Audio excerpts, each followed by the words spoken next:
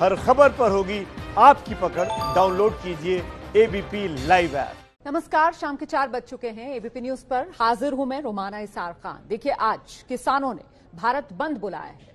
विपक्ष इसी बहाने सरकार पर निशाना साध रहा है। विपक्षी दलों के कार्यकर्ताओं ने कहीं रेल रोकी, कहीं जबरन दुकानें बंद कराई।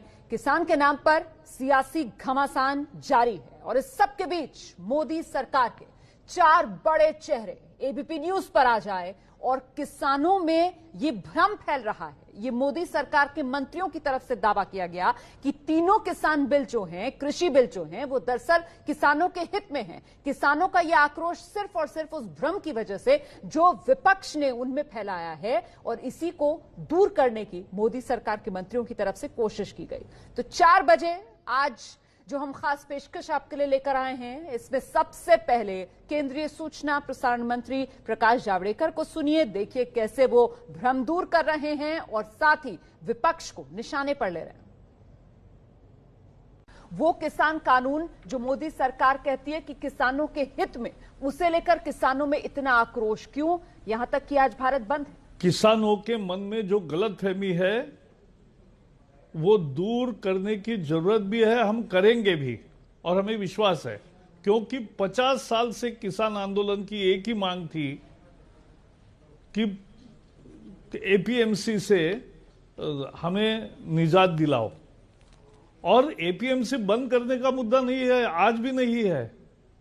अभी पंजाब में सीजन हुआ, धान पिछले साल से ज्यादा किसानों ने और ज्यादा मात्रा में धान बेचा है एपीएमसी मंडी में। सरकार ने खरीद किया है, पिछले साल से ज्यादा एमएसपी दिया है। तो एमएसपी भी है, मंडी भी है, फिर क्या मुद्दा है? गलतफहमी जानबूझकर फैलाई गई है, भ्रम फैलाए गए हैं।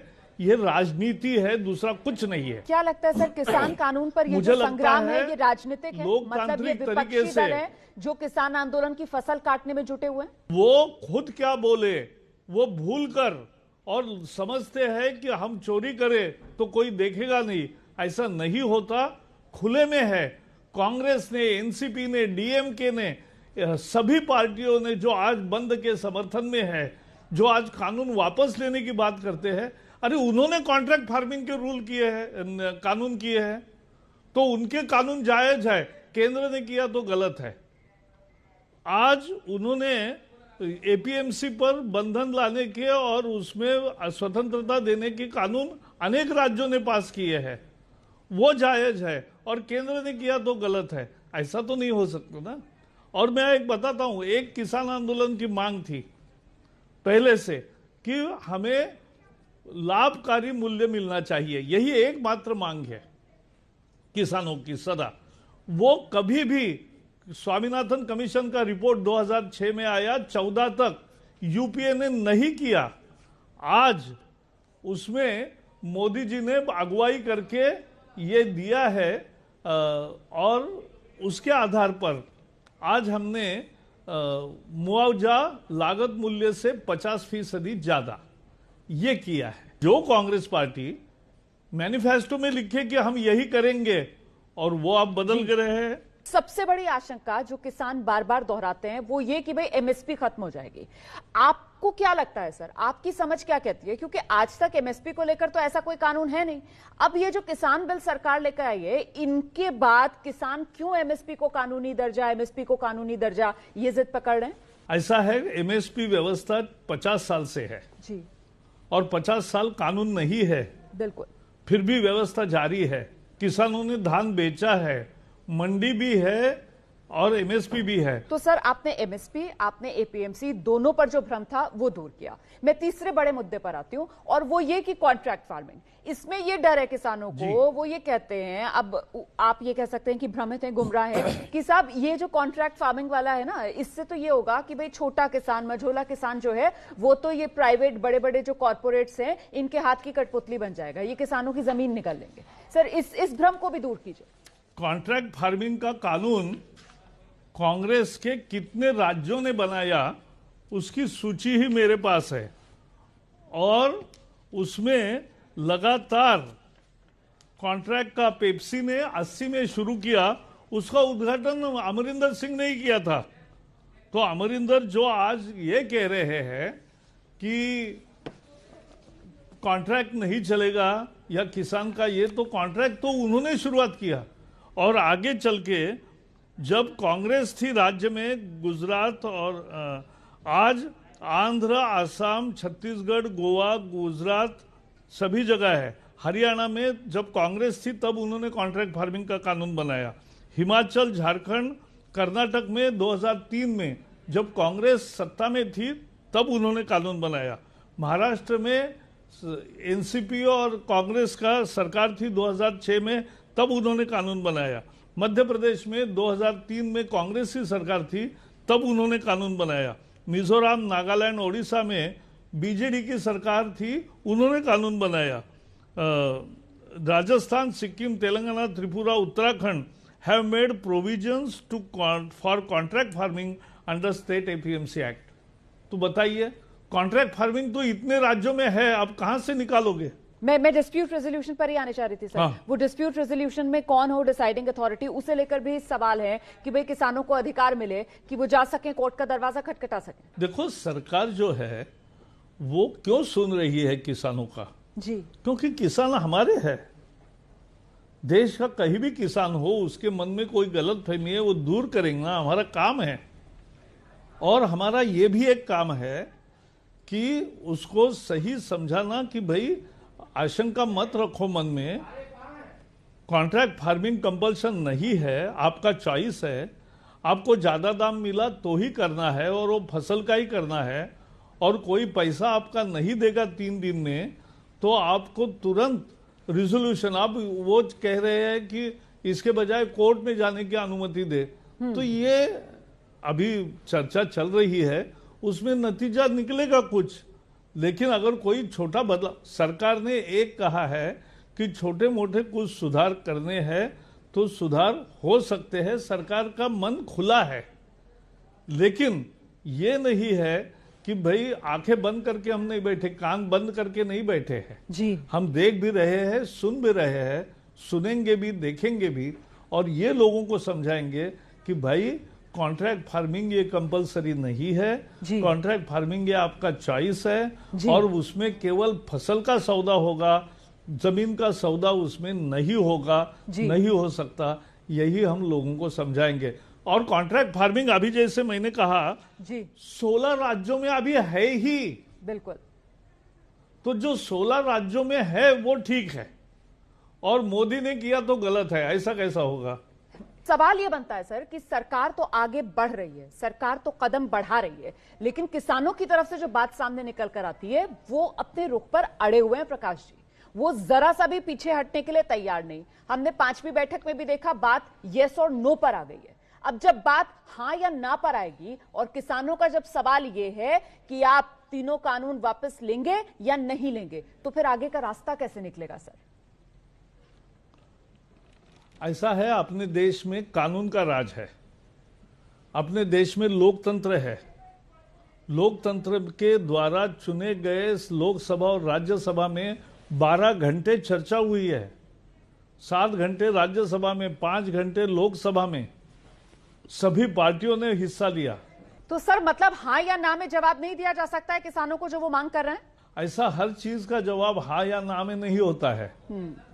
चीज का जवाब वास्तविक उत्तर में होता है। जी, अब आपको समझना ये होगा कि पेच यहीं पर आकर फंसता है, क्योंकि 5वें दौर की जो बैठक हुई थी किसानों और सरकार के बीच, उसमें किसान सीधे हां या ना में जवाब पूछ रहे थे। लेकिन प्रकाश जावड़ेकर को आपने सुन लिया, उन्होंने कहा कि हां या ना में तो हर बात का जवाब नहीं दिया जा सकता है। अच्छा, इसके बाद केंद्रीय कपड़ा मंत्री स्मृति ईरानी भी एबीपी न्यूज पर आई हैं। स्मृति ईरानी से खास बातचीत देखिए। मेरा सवाल यह है कि जब भी मोदी सरकार कोई महत्वाकांक्षी बिल लेकर आती है तो उसके खिलाफ एक कैंपेन शुरू होता है, र्यूमर कैंपेन। सीए एनआरसी का जब बिल आया तब भी एक र्यूमर कैंपेन शुरू हुआ कि कुछ लोगों को देश से बाहर निकाल दिया जाएगा, उनको कैंपों में डाल दिया जाएगा। किसान बिल, कृषि बिलों के साथ भी यही हो रहा है। ये र्यूमर गैंग कौन है? कौन है जो र्यूमर गैंग आप पर भारी पड़ जाता है और सरकार को घुटनों पर आने पर मजबूर कर देता है? विकास जी, जब आपके चैनल ने संसद के सत्र में इस बिल के संदर्भ में विपक्ष से बातचीत की थी, रूमर ये फैलाया गया था कि एमएसपी का ऑपरेशन बंद हो जाएगा, और आज मैंने आपको बताया है कि एमएसपी का ऑपरेशन उस संसद के सत्र के बाद ऐसा चला कि अब तक मात्र उस संसद के सत्र सितंबर से लेकर अब तक धान की खरीदी में 336 लाख मेट्रिक टन एमएसपी के ऑपरेशन में सरकार ने खरीदा। ये रूमर फैलाई गई थी कि एपीएमसी की मंडी सरकार बंद कर देगी। एक भी मंडी सरकार ने बंद नहीं की। और जिस विपक्ष की आप बात कर रहे हैं विकास जी, विपक्ष शासित एक प्रदेश है महाराष्ट्र।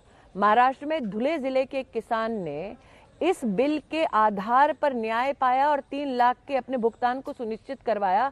वो किसान जो सितंबर से पहले दर की ठोकरें खा रहा था, विपक्ष के शासित प्रदेश में वो न्याय पाता है मोदी जी द्वारा पारित इस बिल के माध्यम से।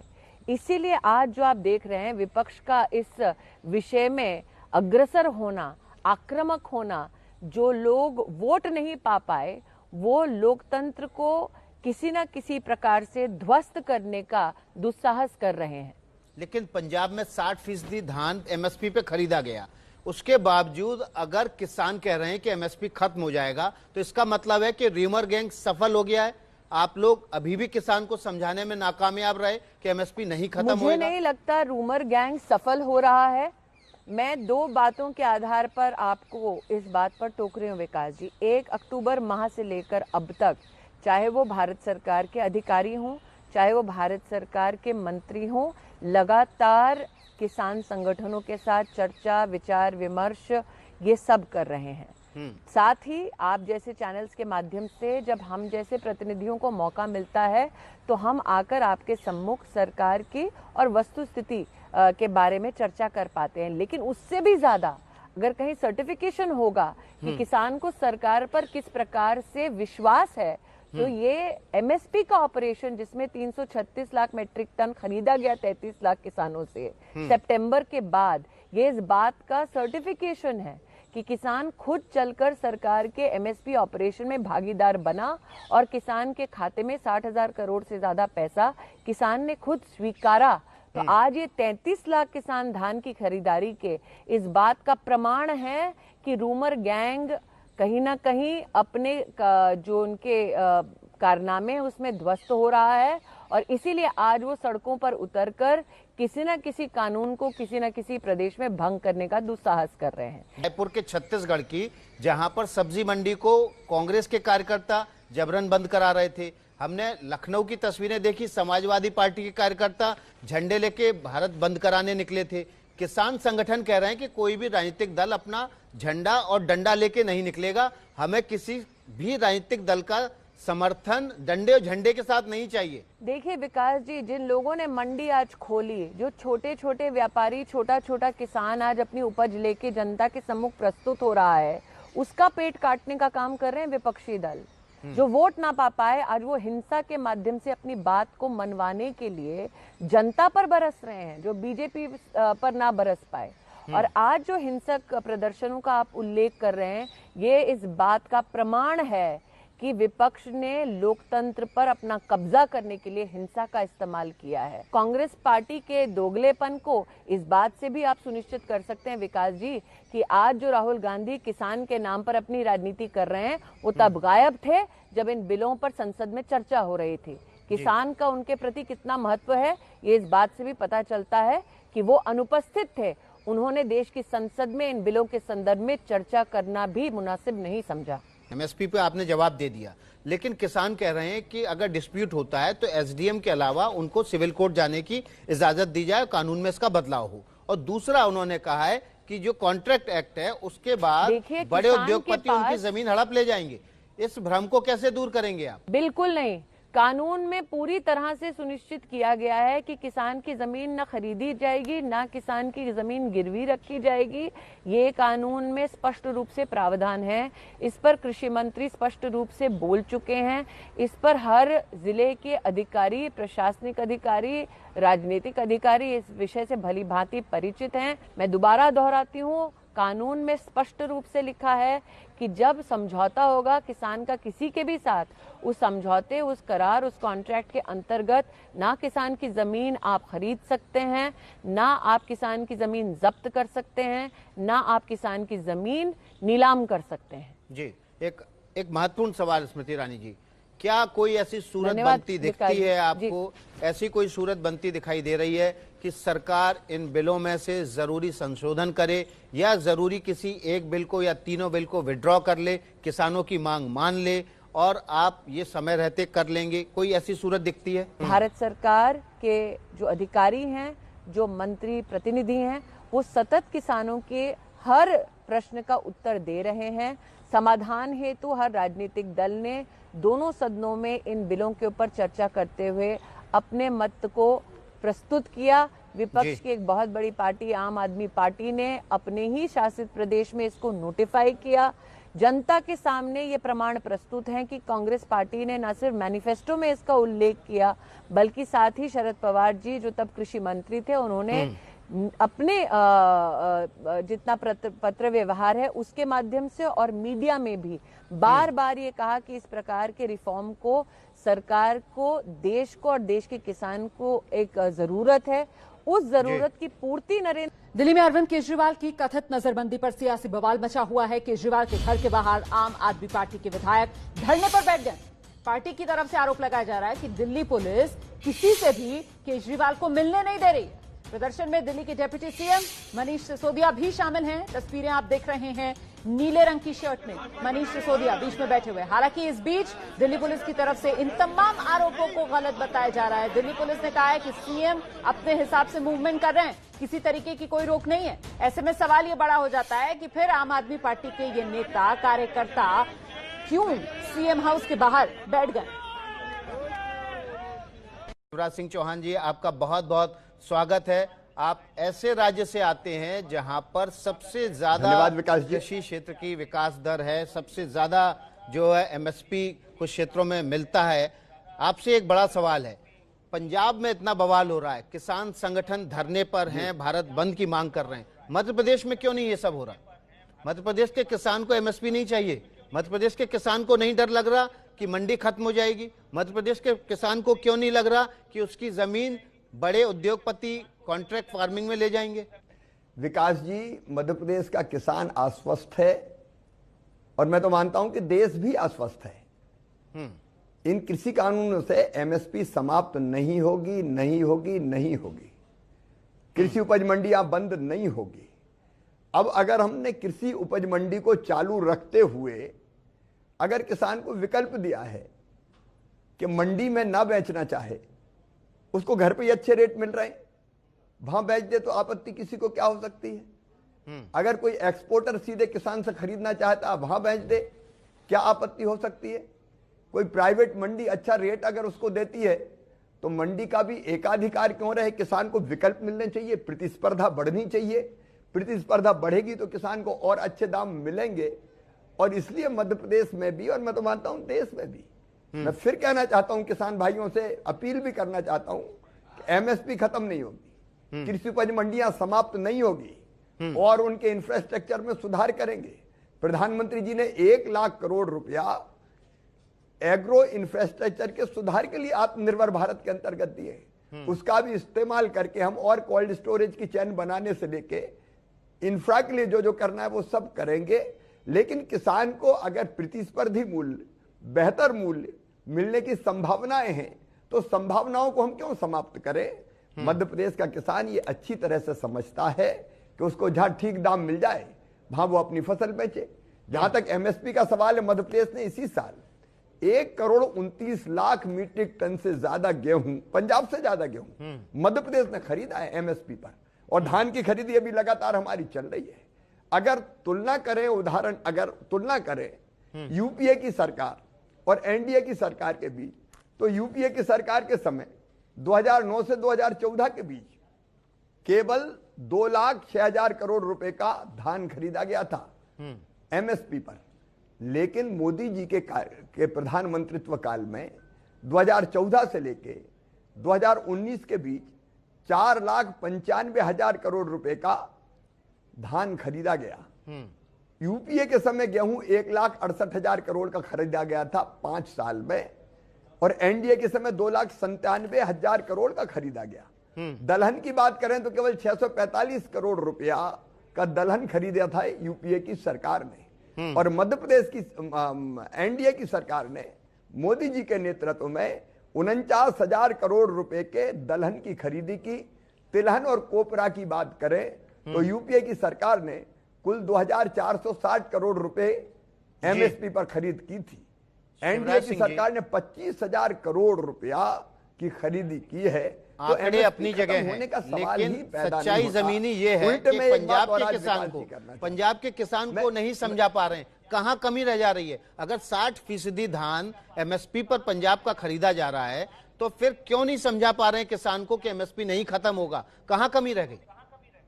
देखिए, चर्चा निरंतर जारी है, बातचीत लगातार चल रही है। हम किसानों को समझाने में सफल होंगे, उनकी आशंकाएं दूर करेंगे, लेकिन दिक्कत केवल एक है, कांग्रेस हो चाहे बाकी भारतीय जनता पार्टी की विरोधी पार्टियां हो, ये मैदान में तो मोदी जी का मुकाबला कर नहीं पाती। और इसलिए किसान को भ्रम में डालो, किसान को भ्रमित करो। अब यही कांग्रेस में तो मैडम सोनिया गांधी जी, आपसे पूछना चाहता हूं, आप यूपीए की चेयरपर्सन थी, मेरे पास ये चिट्ठी रखी है शरद पवार जी की, ये चिट्ठी है शरद पवार जी की जो मुझे लिखी थी उनने 2011 में, और इसमें उनने मुझे अपील की थी, मिस्टर डियर शिवराज सिंह चौहान जी, और इसमें मैं केवल 2 लाइन पढ़ रहा हूं, इससे ज्यादा पढ़ने की जरूरत नहीं है। There is a need to amend the present APMC act on the lines of the model APMC Act 2003 in order to encourage private sector investment in marketing, infrastructure and providing alternate competing marketing channels in the overall interest of the farmers, consumers and agriculture trade। ये कहते हैं शरद पवार जी तब जब Sonia Gandhi ji chairperson थी, जब श्रीमान मनमोहन सिंह जी भारत के प्रधानमंत्री थे। लेकिन अब शरद पवार कह रहे हैं कि उस समय वो गलत थे, अब ठीक है, अब जो कानून है वो किसानों के खिलाफ है। लागू करने की बात करते थे, लागू करने की बात करते, और अब ये यू टर्न ले रहे हैं, पाखंड कर रहे हैं, धोखा दे रहे हैं, केवल राजनीति चमकाने के लिए। जब भी कोई सरकार कानून बनाती है और खास तौर पर मोदी सरकार, तो एक भ्रम का माहौल खड़ा कर दिया जाता है। सीए एनआरसी के खिलाफ भी खड़ा किया गया, अब कृषि बिलों के खिलाफ खड़ा कर दिया गया। इस भ्रम की, इस र्यूमर की काट आप लोग क्यों नहीं कर पाते हैं? देखिए, कोई पार्टियां इतनी पाखंडी हो सकती है, ये सोच के ही सचमुच में लगता है कि हे भगवान ये है क्या। अब ये मैंने कांग्रेस का उदाहरण आपको दिया, इसी कांग्रेस पार्टी ने 2019 के अपने घोषणा पत्र में शामिल किया था, साफ साफ लिखा था, Congress agricultural produce market committee act को निरस्त कर देगी, कृषि उत्पादों के व्यापार की व्यवस्था करेगी, जिसमें निर्यात और अंतर राज्य व्यापार भी शामिल होगा, जो सभी प्रतिबंधों से मुक्त होगा। उनका ये घोषणा पत्र अभी उनकी वेबसाइट पर डला हुआ है, और ये बातें उनके मैनिफेस्टो में पेज नंबर 17 के पॉइंट नंबर 11 में दर्ज है। कांग्रेस ने अपने मैनिफेस्टो में वादा किया था, वह एसेंशियल कमोडिटीज एक्ट को खत्म कर उसकी जगह ECA 1955 के नाम से नया कानून लेकर शिवराज सिंह जी, ये तो फिर भी पुरानी बात है। के पेज नंबर 18 दिल्ली के मुख्यमंत्री अरविंद केजरीवाल ने 23 नवंबर को नोटिफिकेशन किया, गजट नोटिफिकेशन किया, और 25 तारीख से किसान आंदोलन हम दिल्ली के सिंगू बॉर्डर पर शुरू हुआ तो उनके साथ खड़े हो गए। राष्ट्रवादी कांग्रेस पार्टी का मैंने हाल बताया, डीएमके ने कृषि सुधारों का जो आज विरोध कर रही है, भारत बंद का समर्थन कर रही है, 2016 के विधानसभा चुनाव में कृषि सुधार बिल को अपने घोषणा पत्र में शामिल किया। आम आदमी पार्टी का हाल आपने बताया कि लागू करके विरोध कर दिया, तो बिना पैंदी के लोटे हैं, कब बदल जाए अरविंद केजरीवाल कह नहीं सकते। योगेंद्र यादव जी मोदी सरकार के 3 साल पूरे होने पर उनसे जवाब मांग रहे थे कि बताइए आपने एपीएमसी एक्ट को लेकर कुछ नहीं किया। समाजवादी पार्टी के वरिष्ठ नेता जिनको अखिलेश जी ने उठा के एक तरफ कर दिया है, मुलायम सिंह जी, 12 दिसंबर 2019 को एग्रीकल्चर पर स्टैंडिंग कमेटी की जो रिपोर्ट आई उसके मुताबिक मुलायम जी का बयान समाजवादी पार्टी के दोगलेपन को प्रदर्शित कर रहा है। मुलायम जी ने एपीएमसी की आलोचना की थी और यह कहा था कि इससे किसानों को नुकसान हो रहा है। शिवसेना अब आज अलाप रही है स्टैंडिंग कमेटी की बैठक में। उनने भी, जो मुलायम सिंह जी ने कहा वही बात उनने भी कही थी। शिवराज सिंह जी, आप मान रहे हैं ना, आपके सब खिलाफ TMC अब विपक्ष विरोध कर का रही है, संयुक्त लेफ्ट मोर्चा पार्टी तैयार हो विरोध रहा कर है। रही है। सीए एनआरसी के बहाने, कृषि बिल के बहाने, एक सच एक बात करके ये है। समाज के एक एक तबके, एक एक वर्गों को आपके खिलाफ खड़ा करने के लिए संयुक्त मोर्चा तैयार हो चुका है और आप लोग लगातार उनकी उस साजिश का शिकार हो रहे हैं। देखिए, सच बात यह है कि मैदान में मुकाबला होता नहीं है, लोकप्रियता में कहीं टिकते नहीं हैं, जनता के बीच काम करते नहीं हैं, तो और इसलिए भ्रम फैलाइए, गलतफहमी पैदा कीजिए, देश में आग लगाइए, मोदी जी की छवि खराब करने की कोशिश कीजिए। और इसलिए वैसे सारे छोटे छोटे संगठन भी जिनका किसानों से कोई लेना देना नहीं है, वो सब के सब इसमें इकट्ठे हो गए। लेकिन आप देख रहे हैं पूरे देश में किसान आंदोलन कहीं नहीं है। पंजाब के हमारे किसान भाई बहन, उनको भी पूरा समझाने का हम प्रयास कर रहे हैं। चर्चा के द्वार सरकार के खुले, कल फिर चर्चा होगी, खुले मन से चर्चा होगी। हम एक एक किसान को कन्विंस करेंगे, उनकी गलतफहमियां दूर करेंगे, आशंका अगर कहीं है तो उनका भी समाधान निकालेंगे। लेकिन बाकी दल भारत बंद के नाम पर, जब किसानों ने कह दिया कि नहीं तुम्हारी जरूरत नहीं है, मंच पर मत आओ, लेकिन मान ना मान मैं तेरा मेहमान, आज मैदान में उतरे हुए हैं। ये जो गलत फहमी फैला के आग लगाना चाहते हैं, इस प्रयास को हम सफल नहीं होने देंगे। तो मध्य प्रदेश के मुख्यमंत्री शिवराज सिंह चौहान को तो आपने सुन लिया, अब जरा केंद्रीय अल्पसंख्यक कल्याण मंत्री मुख्तार अब्बास नकवी की बात भी सुनिए। मुख्तार अब्बास नकवी साहब, बहुत बहुत धन्यवाद, आपने एबीपी न्यूज के लिए समय निकाला। मेरा पहला सवाल आपसे यही है, धन्यवाद जी। कि जी आपका आरोप तमाम विपक्षी दलों पर यह है कि भ्रम फैलाया जा रहा है। सरकार से क्या कमी रह गई कि किसानों को आप अपनी बात, उनका फायदा समझा नहीं पाए? देखिए, हमें किसानों से कोई शिकायत नहीं है। ये हमारे अन्नदाता इस देश की रीढ़ की हड्डी हैं और वो जितनी मजबूत होगी, देश उतना मजबूत होगा। इसी संकल्प के साथ, इसी सिद्धांत के साथ, इसी कमिटमेंट के साथ प्रधानमंत्री नरेंद्र मोदी जी पिछले 6 सालों से काम कर रहे हैं।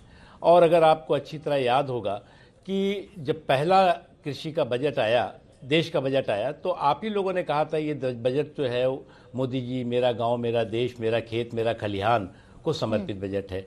ये बजट जो है वो एक कृषि प्रधान देश को कृषक प्रधान देश बनाने के लिए मोदी जी बजट लाए हैं। जब मोदी जी ने संकल्प लिया कि किसानों की आय को हमें दुगना करना है, हम किसानों को आत्मनिर्भर बनाएंगे, हम किसानों को बिचौलियों से मुक्त करेंगे, तो ये सारे के सारे संकल्प मोदी जी ने केवल कागजों पर नहीं लिए बल्कि ज़मीन पर उतारा और उसका प्रभाव और उसका असर देश में और पूरे किसानों के बीच में, कृषि में, खेती में, खेतों में, खलिहानों में साफ दिखाई पड़ा। दिक्कत ये नहीं है, दिक्कत ये है, मैं जो भ्रम की बात नहीं कह रहा हूँ, ये एक साजिशी सिंडिकेट है और ये साजिशी सिंडिकेट एक क्रिमिनल कॉन्स्पिरेसी की मानसिकता के साथ, मेंटेलिटी के साथ हमेशा काम करता रहा है। इन 6 सालों में आप एक चीज़ भी बताइए, एक चीज़ भी ऐसी बताइए जो देश के हित में रही हो, देश की अर्थव्यवस्था के हित में रही हो, किसानों के हित में रही हो, मजदूरों के हित में रही हो, नौजवानों के हित में रही हो, देश की सुरक्षा के हित में रही हो और इन्होंने समर्थन किया हो, इन्होंने उसके बारे में कंफ्यूजन क्रिएट करने की कोशिश न की हो। तो देश की सियासत में दिक्कत यही है कि जब कोई पार्टी, कोई दल सत्ता में बैठा हुआ होता है तो सुर कुछ और होते हैं, लेकिन जब वही दल विपक्ष में होता है तो सुर कुछ और होते हैं। आप कह रहे हैं कि भ्रम फैलाया जा रहा है, एग्जिट एंट्री करा दी गई है और एग्जिट गेट पर ताला लगा दिया। मेरा सवाल आपसे यह है कि सुषमा स्वराज जी ने खुद संसद में जब कांग्रेस इस बिल की बात करती थी या इस तरीके के एपीएमसी एक्ट में बदलाव की या संशोधन की बात करती थी, तो वो कहती थी कि आड़ती जो हैं या जो मंडियां हैं वो एक एटीएम है, किसानों का एटीएम है। तो आपके भी सुर उस समय कुछ इसी तरीके के थे, आप विरोध करते थे, लेकिन आज आप उन्हीं चीजों को लेकर आए। मेरा सवाल इससे इतर है, आपकी नीयत बहुत अच्छी है, किसान बिल में मंडियों के खत्म होने का जिक्र नहीं है। जी, मंडियों के खत्म होने का जिक्र नहीं है, लेकिन जब वैकल्पिक बाजार की व्यवस्था सरकार के द्वारा करने की बात की जा रही है तो किसानों का ये डर है कि मंडियां खत्म हो जाएंगी, खुद ब खुद खत्म हो जाएंगी उस वैकल्पिक बाजार के चलते। इस पर क्या सफाई? मैं आपको बता रहा हूं, देखिए क्या वादा बाजार वाली बात कर रही है और वादा बाजार के मुद्दे पर जिस वक्त सुषमा जी ने बोला था या हम सब ने बोला होगा जी, तो वादा बाजार और इस कृषि बिल, इसको आप बिल्कुल जो है वो जमीन और आसमान का फर्क है। ये जो है ना तो मंडियां खत्म हो रही हैं, ना एमएसपी खत्म हो रही है, बल्कि कृषकों को एक अच्छा और एक बहुत ही बेहतर मौका भी मिल रहा है कि अगर आप कृषि मंडियों के माध्यम से भी बेचना चाहते हैं वहां बेचिए, नहीं तो आपको जो है वो ओपन है, आप पे किसी तरह की बंदिश नहीं है। किसानों के जो सवाल सरकार से हैं या उनके मन में जो कहा जाए कि कंफ्यूजन है उसको हम साफ कर सके, तो पहला आपने मुझे जवाब दिया कि मंडियां खुद ब खुद खत्म नहीं होंगी, अगर वैकल्पिक बाजार हो रहा है इससे किसानों के पास ज्यादा ऑप्शंस पैदा होंगे। दूसरा जो कहा जाए कि भ्रम किसानों के मन में है वो ये है कि एक देश दो बाजार वाली स्थिति की संभावना पैदा हो जाएगी, क्योंकि एग्रीकल्चरल ट्रेड कि जो आप व्यवस्था कर रहे हैं उसमें टैक्स नहीं लगेगा। मंडियों में अभी 7 से 8% टैक्स लगता है। बाहर जब टैक्स नहीं लगेगा तो व्यापारी मंडी से बाहर ही खरीदना प्रेफर करेंगे, ऐसे में मंडियां खुद ब खुद खत्म हो जाएंगी। ये दूसरा संशय है किसानों को, मैं चाहती हूं इस पर भी आप सफाई दे दें। देखिए, मैं पहली बात एक बात बताइए, आज देश कहां है? आज जो है वो क्या दूरदर्शन की न्यूज पर पूरा देश निर्भर है क्या? आज जो है एबीपी की न्यूज भी है और भी जो चैनल्स है उनसे भी लोग समाचार भी सुन रहे हैं, उसके कार्यक्रम भी देख रहे हैं, वो स्वतंत्र है। आज जो है वो आप लोगों की स्वतंत्रता को क्यों रोक रहे हो भैया? अगर जो है वो एक रिफॉर्म हो रहा है, एक देश में एक बदलाव का माहौल है, तो उस बदलाव के माहौल पर आप अपने पॉलिटिकल पलीता लगाने की जो कोशिश कुछ लोग कर रहे हैं, वो लोग हैं जो लोग की पूरी तरह से फुल टाइम पॉलिटिकल पाखंड और पॉजिटिविटी उनके अंदर रह नहीं गई है। उसका कारण है कि हार के में हताशा होती है, हार के कारण जो है वो लोग निराश और हताश हो सकते हैं, लेकिन आप साजिशों के सिंडिकेट के हिस्सेदार भागीदार बन जाओ और हर चीज में साजिशें करो। ताज्जुब तो ये होगा जब राष्ट्रीय सुरक्षा का मुद्दा आएगा, हमारे सुरक्षा बल जो है वो आतंकवादियों का सफाया करेंगे तो भी उसमें सबूत मांगेंगे। हमारे साथ दिलीप घोष जी मौजूद है। सर, बहुत बहुत स्वागत आपका एबीपी न्यूज में। ये क्या हो रहा है सर बंगाल में?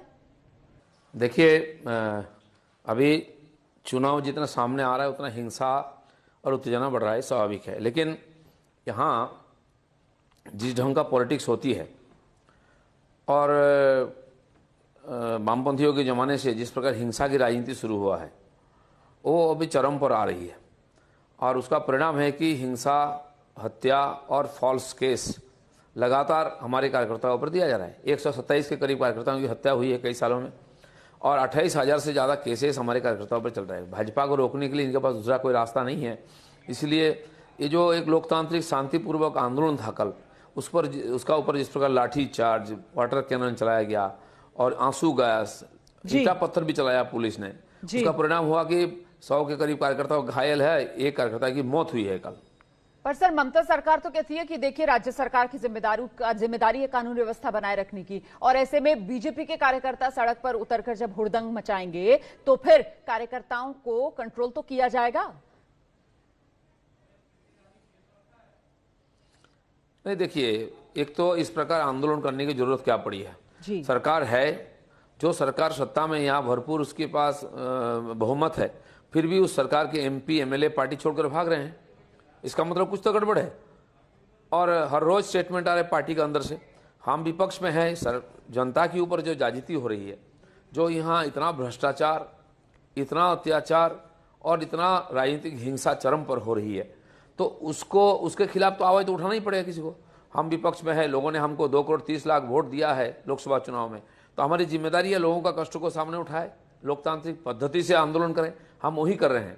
लेकिन सरकार जिस प्रकार हिंसक रूप से इसको रोकने का प्रयास कर रही है, अत्याचार कर कार्यकर्ताओं पर, कल 39 महिलाओं को रात तक एक मैदान में घेर के रखा है, ना अरेस्ट कर रहे ना छोड़ रहे हैं, हम फिर जाके 6 बजे उनको छुड़ाया वहां से। तो इस प्रकार डराने की और भय की वातावरण बना करके अगले चुनाव जीतने की जो सरकार प्रयास कर रही, लगातार हम उसका खिलाफ आंदोलन कर रहे हैं। यहाँ की लोग अब इस सरकार से मुक्ति चाहते हैं, कानून व्यवस्था प्रतिष्ठित हो ये चाहते हैं, लोकतंत्र स्थापित हो ये चाहते हैं। हमारी लड़ाई का मुद्दा भी वही है, यहाँ लोकतंत्र नहीं है। मालूम होगा आपको कि 2018 में जो यहाँ पंचायत चुनाव हुआ था, लगभग 80,000 सीट में यहाँ चुनाव हुआ त्रिस्तरीय, उसमें 34% सीट्स में किसी को नॉमिनेशन करने नहीं दिया गया। जो भी हम लोगों ने किया था, 7,000 सीट जीता था, उसमें हाथ पांव तोड़ा गया, सर फोड़ा गया, पुलिस और गुंडा मिल करके जो बीडीओ ऑफिस एसडीओ ऑफिस में नॉमिनेशन डाला जाता है उसको घेर करके रखा 7 दिन तक, एक दिन नहीं है। तो फिर चुनाव में प्रचार करने नहीं देंगे, वोट डालने नहीं देंगे, और वोट की गिनती हो रही थी बैलेट में, उस दिन भी छप्पा मार रहे थे, वो टीवी में लाइव देखा हम लोगों ने। तो यहाँ किसी प्रकार लोकतांत्रिक व्यवस्था नहीं है। देश दुनिया में सबसे बड़ा लोकतांत्रिक देश हमारा है, उसका एक बड़ा प्रदेश में लोकतंत्र नहीं रहेगा। यहाँ मीडिया वालों को पूछिए, हिम्मत नहीं उनको सच्चाई दिखाएं, बोले। मीडिया वालों को उठा के ले जाया जाता है, रात भर बैठा के रखा जाता है, उसको धमकाया जाता है कि क्यों ऐसे न्यूज बनाता है। अम्फान में ये जो भ्रष्टाचार हुई है 1000 करोड़ का, उसका न्यूज बनाया तो उनके ऊपर केस डाला गया है। इतना डर का, भय का वातावरण बना करके सबको चुप रखने की प्रयास हो रही है। ठीक है सर, लेकिन ये जो बंद का आप लोगों ने आह्वान किया है, अब देश भर में आज किसान आंदोलन की वजह से भारत बंद है, आप जानते ही हैं।